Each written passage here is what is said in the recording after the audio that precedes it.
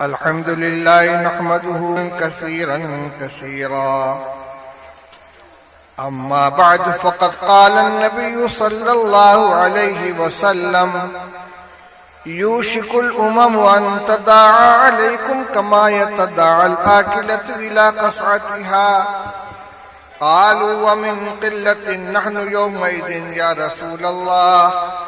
قال: بل أنتم يومئذ كثيرون ولكنكم غثاء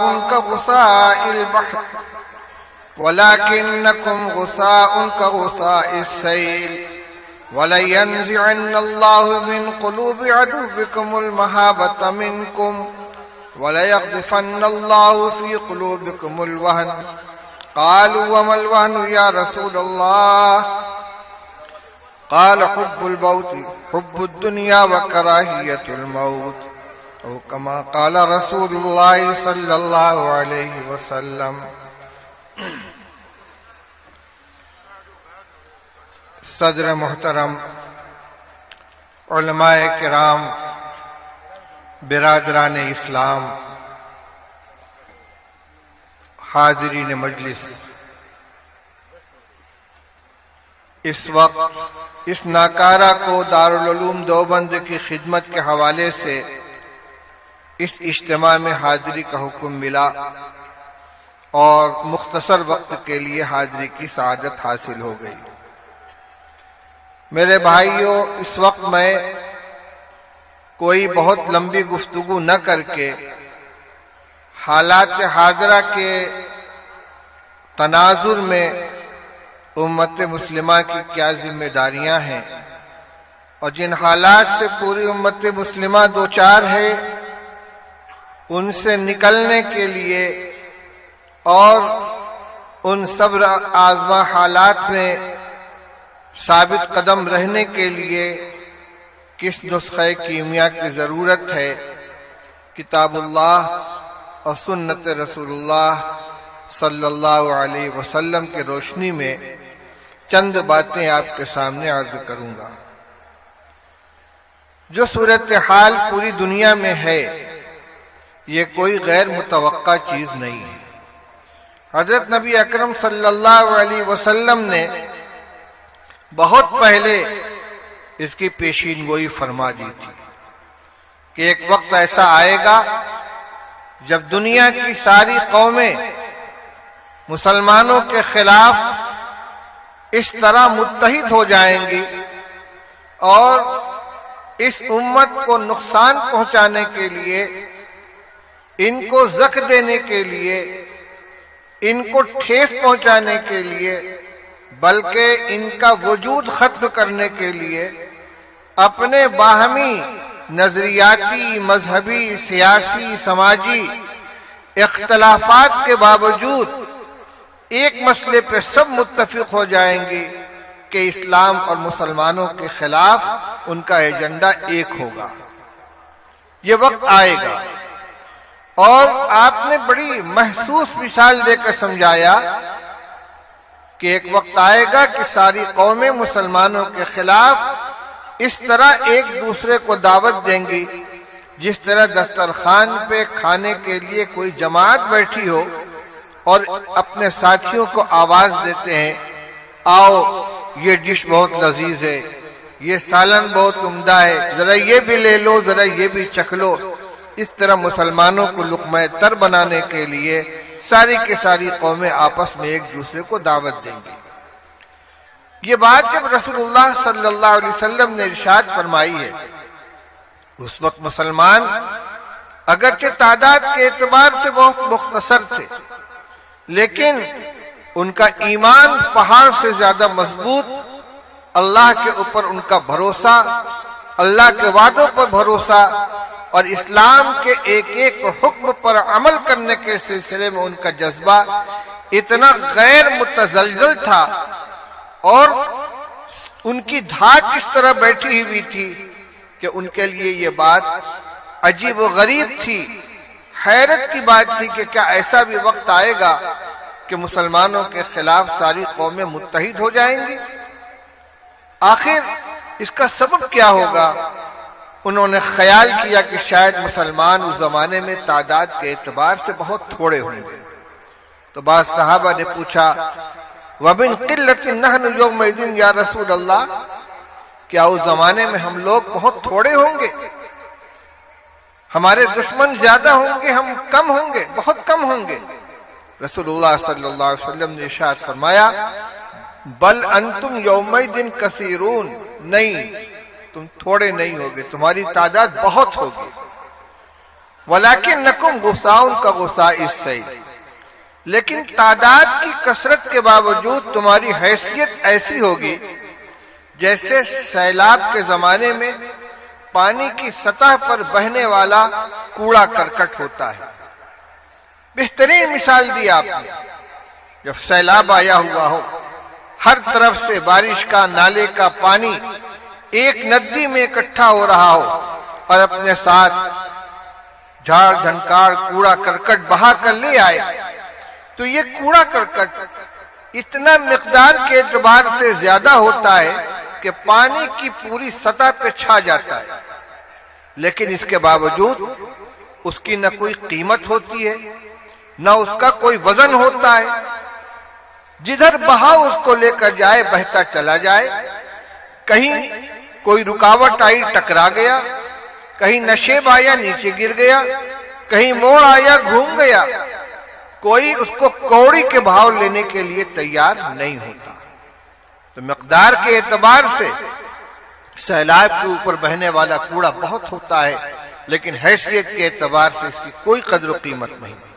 تو رسول اللہ صلی اللہ علیہ وسلم نے فرمایا کہ جس زمانے کا میں تذکرہ کر رہا ہوں اس زمانے میں مسلمان تعداد کے اعتبار سے بہت ہوں گے، لیکن حیثیت وہی ہوگی جو سیلاب کے اندر پانی کی سطح پر بہنے والے کوڑے کرکٹ کی ہوتی ہے. اور صورتحال کیا ہوگی؟ دو باتیں فرمائی. وَلَيَنزِعَنَّ اللَّهُ مِن قُلُوبِ عَدُوِّكُمُ الْمَحَابَّةَ مِنكُمْ، اللہ تعالی تمہارے دشمنوں کے دلوں سے تمہاری ہیبت نکال دیں گے. وَلَا يَقْذِفَنَّ اللَّهُ فِي قُلُوبِكُمُ الْوَهْنَ، اور اللہ تعالیٰ تمہارے دلوں میں کمزوری پیدا کر دیں گے. رسول اللہ صلی اللہ علیہ وسلم نے ارشاد فرمایا ہے کہ بندوں کے دل اللہ تعالیٰ کی دو انگلیوں کے درمیان ہے، جدھر چاہیں اسے پھیر دیں. وہی دلوں میں قوت پیدا کرتے ہیں، وہی دلوں میں کمزوری لے آتے ہیں، وہی کسی کا روب ڈال دیتے ہیں اور وہی کسی کا روب نکال دیتے ہیں. فرمایا کہ بڑی تعداد میں مسلمان ہوں گے، لیکن دشمنوں کے دلوں سے ان کی ہیبت نکل گئی ہوگی اور خود ان کے دلوں میں کمزوری پیدا ہو چکی ہوگی. اللہ تعالیٰ ان کے دلوں میں وہن ڈال دیں گے. تو صحابہ نے پوچھا مل وہن یا رسول اللہ، آخر اس بزدلی اور اس کمزوری کی وجہ کیا ہوگی؟ آپ نے فرمایا حب الدنیا و کراہیت الموت. دو وجہیں ہوں گی، ایک دنیا سے محبت اور دوسرے موت کی کراہیت. یہ حاصل ہے اس حدیث پاک کا. آج مسلمان تعداد کے اعتبار سے پوری دنیا میں دوسری بڑی اکثریت کے اندر ہے.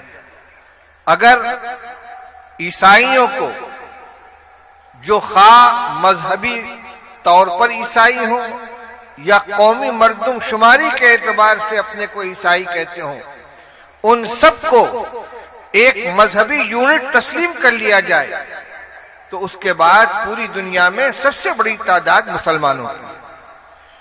کم از کم 22 مسلم اسٹیٹ ہیں جہاں مسلمان اکثریت میں خود ان کی حکومت. کئی ایسے ممالک ہیں کہ جہاں ان کی بہت بڑی تعداد ہے. اگر پوری دنیا کے مسلمانوں کو شمار کیا جائے تو ان کو قلیل نہیں کہا جا سکتا. حضور نے فرمایا تھا بل انتم یومئذ کثیرون، تم بہت ہوگے. آج کے جو حالات ہیں وہ بتا رہے ہیں کہ واقعی اتنی حکومتیں، اتنی تعداد ہے، دولت کے سرچشمے مسلمانوں کے پاس ہیں، پیٹرول کے کنویں ان کے پاس ہیں، دولت کی فراوانی ہے، عددی اکثریت ہے، لیکن آج پوری دنیا میں مسلمانوں کا کوئی وزن نہیں ہے، کوئی ان کی طاقت نہیں ہے۔ اس کی بنیاد کیا ہے؟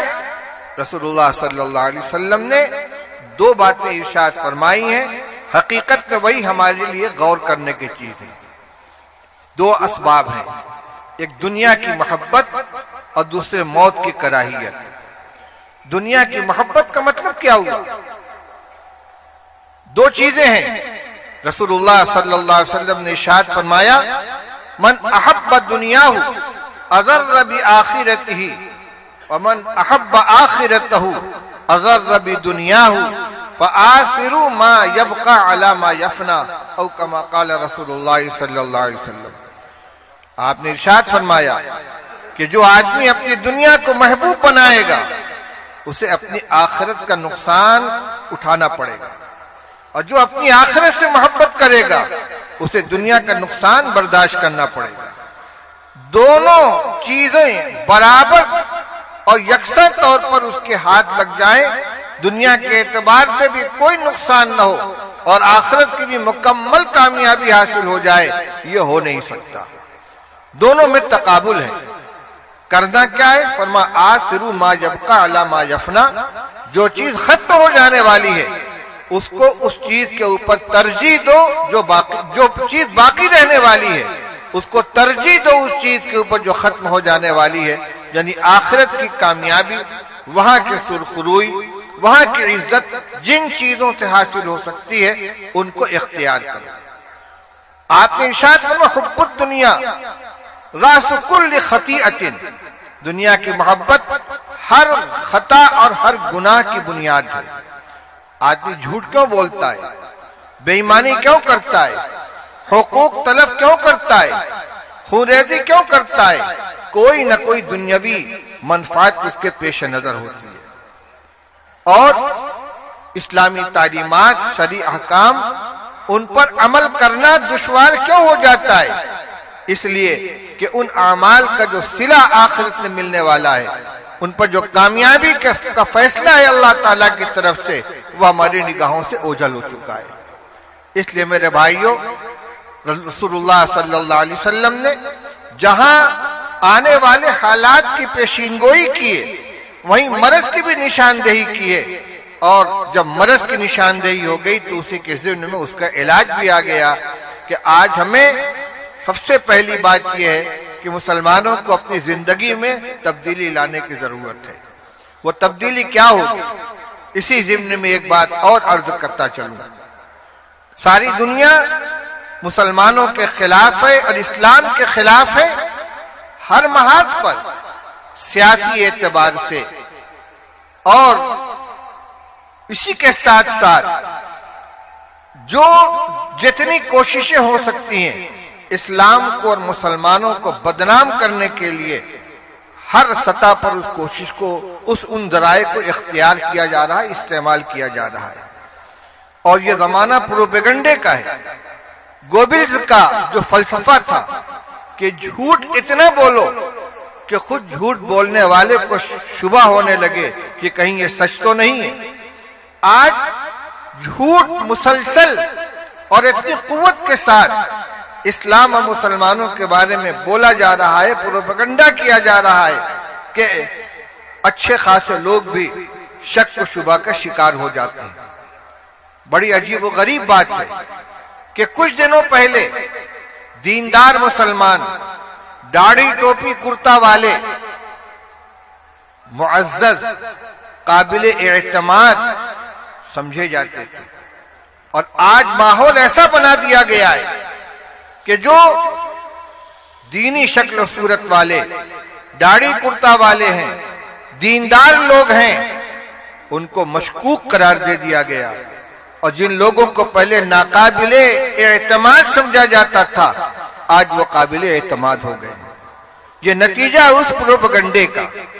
کبھی مسلمانوں کو دہشت گرد کہا جاتا ہے، کبھی مدارس کو دہشت گردی کا اڈا کہا جاتا ہے، لیکن ہماری طرف سے اسلام کی، مدارس کی اور مسلمانوں کی صحیح تصویر پیش کرنے کی کوشش جس سطح پر ہونی چاہیے وہ نہیں ہو رہی ہے۔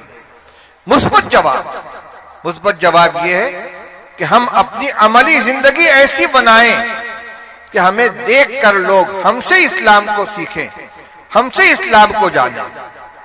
یہ مختصر ہے، میں زیادہ تفصیل کے ساتھ گفتگو نہیں کر پاؤں گا، لیکن ہمیں زندگی گزارنے کا جو طریقہ عطا کیا گیا ہے، کچھ تو وہ اعمال ہیں جن کا تعلق ہماری اپنی ذات سے ہے، عبادات ہیں، طاعات ہیں، فرائض و واجبات ہیں، کچھ محرمات ہیں، کچھ کرنے کے کام ہیں، کچھ نہ کرنے کے۔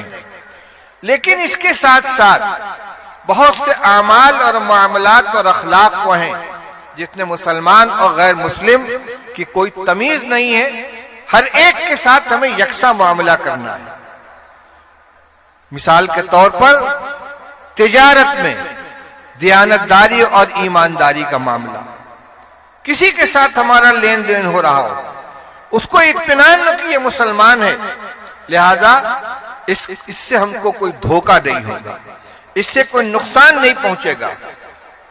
اسی طرح پڑوسیوں کے ساتھ حسن اخلاق کی جو تعلیم دی گئی ہے، رسول اللہ صلی اللہ علیہ وسلم نے ارشاد فرمایا، واللہ لا یؤمن واللہ لا یؤمن واللہ لا یؤمن، قیل من یا رسول اللہ، قال من لا یامن جارہ بوائقہ، فرمایا کہ بخدا وہ مسلمان نہیں، بخدا وہ مسلمان نہیں، بخدا وہ مومن نہیں۔ پوچھا کہ کون یا رسول اللہ؟ فرمایا جس کا پڑوسی اس کی اذیت سے محفوظ نہ رہے۔ اس میں کوئی امتیاز نہیں ہے کہ وہ پڑوسی مسلمان ہے کہ یہودی ہے کہ عیسائی ہے کہ اور کسی مذہب سے تعلق رکھنے والا ہے۔ جو پڑوسی ہے، پڑوسی ہونے کی بنا پر ہمارے حسن سلوک کا وہ مستحق ہے۔ اسلام نے تو فرمایا کہ پڑوسی کی بھی مختلف قسمیں، الجار ذی القربى والجار الجنوب والصاحب بالجنب۔ ایک پڑوسی وہ ہے کہ جو پڑوسی بھی ہے، رشتہ دار بھی ہے۔ ایک پڑوسی وہ ہے کہ جو صرف پڑوسی اور اجنبی ہے، اور ایک وہ شخص ہے کہ جو مستقل پڑوسی نہیں ہے، تھوڑی دیر کے لیے آپ کے پہلو کا ساتھی بن گیا ہے۔ ایک ٹرین میں آپ سفر کر رہے ہیں، آپ کی سیٹ پر آپ کے بغل میں جو شخص بیٹھا ہوا ہے، فلائٹ میں آپ سفر کر رہے ہیں، آپ کے بازو میں جو آدمی بیٹھا ہوا ہے وہ آپ کا پڑوسی ہو گیا۔ اسلام کے علاوہ کسی نے یہ حق چند منٹ کے پہلو میں بیٹھنے والے کو نہیں دیا ہے۔ یہ قرآن کی تعلیم ہے۔ آپ یہ محسوس کریں کہ ہمارا مذہب ان کو یہ سکھلاتا ہے۔ اس کو یہ بات محسوس ہونی چاہیے کہ ایک اجنبی شخص کے مقابلے میں، ایک دوسرے کے مقابلے میں مسلمان کے بغل میں بیٹھنے میں مجھ کو عافیت ملے گی، راحت ملے گی۔ رسول اللہ صلی اللہ علیہ وسلم نے اس کا بھی حق بیان فرمایا ہے، قرآن نے اس کا حق بیان فرمایا ہے۔ ہمارے بغل میں ایک شخص نماز پڑھ رہا ہے، حکم یہ ہے کہ بازو کو نرم رکھو۔ آپ کے بغل میں جو نمازی کھڑا ہوا ہے تو اتنے ٹائٹ مت رہو کہ اس کو تکلیف ہو، خود دب جاؤ۔ سجدے میں جاؤ تو تھوڑا سمٹ جاؤ۔ مجلس کے اندر بیٹھو، اذا قیل لکم تفسحوا فی المجالس فافسحوا، آپ مجلس میں بیٹھے ہوئے، کچھ لوگ آ گئے، تھوڑا سمٹ کر ان کو جگہ دے دیجیے۔ چند منٹ کے لیے ایک آدمی آیا ہے، ہر چیز کے اندر اپنے آپ کے اپنے مقابلے میں دوسرے کو ترجیح دی جائے۔ واقعات تاریخ کے اندر بھرے پڑے ہیں۔ امام ابو حنیفہ رحمۃ اللہ علیہ کے زمانے میں ان کا ایک غیر مسلم پڑوسی تھا، یہودی، جو شراب پیتا تھا، اور رات کو جب شراب میں دھت ہو کر گھر میں آتا تو وہ شعر پڑھا کرتا تھا، اذاعونی وائی فتن اذاعو لیوم کریہۃ وسداد صغری، لوگوں نے مجھے کھو دیا، مجھے ضائع کر دیا، اور کیسے جوان کو ضائع کر دیا جو جنگ کے دن اور سرحدوں کی حفاظت کے موقع پر کام آ سکتا تھا۔ ایک ترنگ کے اندر پڑتا تھا، ایک مرتبہ گرفتار ہو گیا، پولیس اس کو پکڑ کے لے گئی۔ امام ابو حنیفہ رحمۃ اللہ علیہ کو خبر لگی، پڑوسی تھا، یہودی تھا، شرابی تھا، بہت نیک آدمی نہیں تھا لیکن پڑوسی تھا۔ امام صاحب تشریف لے گئے، اس کا جرمانہ ادا کیا، اور اسے رہا کرا کے لے آئے اور فرمایا ما اضعناکا، تو کہتا تھا کہ لوگوں نے ہمیں ضائع کر دیا، ہم نے تمہیں ضائع نہیں کیا، دیکھو تم کو ہم چھڑا کر لے آئے۔ غالباً وہی پڑوسی یا کوئی دوسرا پڑوسی اس نے اپنا مکان بیچنے کا ارادہ کیا اور اعلان کیا کہ میرے مکان کی قیمت 20,000 درہم ہے۔ لوگوں نے کہا تمہارے مکان کی قیمت 10,000 سے زیادہ نہیں ہے۔ اس نے کہا ٹھیک ہے، مکان کی قیمت 10,000 اور ابو حنیفہ کے پڑوس کی قیمت 10,000۔ یہ مکان ابو حنیفہ کے پڑوس میں ہے، میں اس کو بیچ کر جاؤں گا تو مکان بھی چھوٹے گا، پڑوس بھی چھوٹے گا، اور جو آ کر اس مکان میں رہے گا اس کو مکان بھی ملے گا، ابو حنیفہ کا پڑوس بھی ملے گا، لہذا جتنی قیمت مکان کی رکھ رہا ہے اتنی قیمت رکھ رہا ہے امام ابو حنیفہ رحمۃ اللہ علیہ کے پڑوس میں ہونے کی۔ امام صاحب کو خبر لگی تو بلایا اس کو، پورے مکان کی قیمت اس کو دے دی اور کہا مکان بھی تمہارا، پیسہ بھی تمہارا۔ جس نے اپنے پڑوسی کی اتنی قدر کی ہے، معلوم نہیں اس کے جانے کے بعد کون دوسرا پڑوسی آ جائے میرا، اس لیے اس پڑوسی کی قدر کرنی چاہیے۔ میرے بھائیوں، لین دین میں، تجارت کے اندر ہمارا معاملہ دوسروں کے ساتھ ایسا ہو کہ وہ نمونہ بن جائے۔ امام ابو حنیفہ رحمۃ اللہ علیہ کا نام آیا۔ ابھی میں پڑھ رہا تھا راستے ہی میں شیخ ابو زہرہ مصری کی کتاب کا ترجمہ جو انہوں نے امام اعظم ابو حنیفہ رحمۃ اللہ علیہ کے حیات کے اوپر لکھا ہے، اس میں لکھا ہے کہ ایک عورت ایک کپڑے کا تھان لے کر آئی اور امام صاحب کے ہاتھ بیچنا چاہا، یہ کپڑے کے تاجر تھے۔ اس نے کہا اس کے 100 درہم دے دیجئے۔ فرمایا اس سے زیادہ قیمت کا ہے۔ اس نے کہا 200 دے دیجئے۔ فرمایا اس سے زیادہ قیمت کا ہے۔ اس نے کہا 300 دے دیجئے۔ اس نے کہا آپ مجھ سے مذاق کرتے ہیں؟ فرمایا اچھا کسی اور آدمی کو بلا لو، وہ اس کی قیمت لگا دے۔ ایک شخص کو بلایا گیا، اس سے پوچھا گیا اس کی قیمت کتنی ہے؟ اس نے بتلایا 500 درہم۔ امام ابو حنیفہ رحمۃ اللہ علیہ نے 500 درہم دے کر اس تھان کو خرید لیا۔ گھٹانے کے لیے نہیں، بڑھانے کے لیے، قیمت زیادہ دینے کے لیے دوسرے شخص کو بلایا جا رہا ہے تاکہ وہ قیمت زیادہ بتا کر اس کو بیچنے والے کا نفع اور اس کو